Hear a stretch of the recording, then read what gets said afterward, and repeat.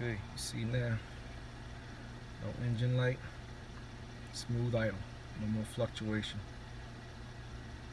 Had to adjust the gap on the on all the plugs. They were way out of whack, so they were supposed to be .043. They were all over the place. Most of them were way wider, a few were shorter, but adjusted now. Everything is good, no miss, smooth running. Thank you, Jesus.